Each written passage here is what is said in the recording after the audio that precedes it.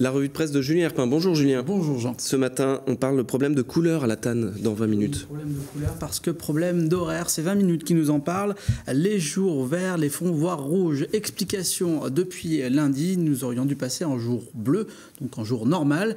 Or, la TAN a décidé depuis quelque temps de rester en jour vert jusqu'à l'été. Jour vert, c'est comme les vacances scolaires, tout simplement parce que habituellement, dans cette période-là, entre avril et juin, il y a un peu moins de monde sur le réseau. Le problème, c'est que du coup, les fréquences sont réduites et sur certaines lignes, les trams sont bondés et du coup, les usagers sont en colère. Comme Simon, cet étudiant rencontré par 20 minutes, qui doit se lever 20 minutes plus tôt et qui doit poireauter devant la fac. Les inquiétudes concernent également le personnel.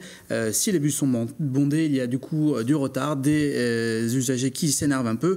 En tout cas, la TAN fera un bilan mi-juin sur cette expérimentation lancée actuellement.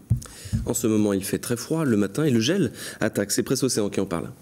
Oui, on en a parlé dans la météo et Presse Océan le rappelle, le gel a durement frappé les vignerons. Il y a eu une première attaque, c'était le 20 avril dernier, et puis une deuxième dans la nuit de mardi à mercredi. Les températures ont été négatives. Conséquence, certains secteurs viticoles ont été touchés par le gel, même si c'est assez localisé finalement. Du coup, dans certains endroits, pour essayer de circonscrire cela, on a allumé des feux pour augmenter un peu la température dans les vignes. Malgré tout, il risque d'y avoir des conséquences pour les viticulteurs, des viticulteurs qui sont inquiets, comme ce professionnel de Monnières qui dit travailler dans ces conditions-là, à la fois du côté des intempéries, mais aussi en termes économiques. C'est compliqué, c'est à lire ce dossier dans Presse Océan ce matin. Et en Touraine, il faut même voler des hélicoptères pour réchauffer les vignes. Un portrait dans Libération.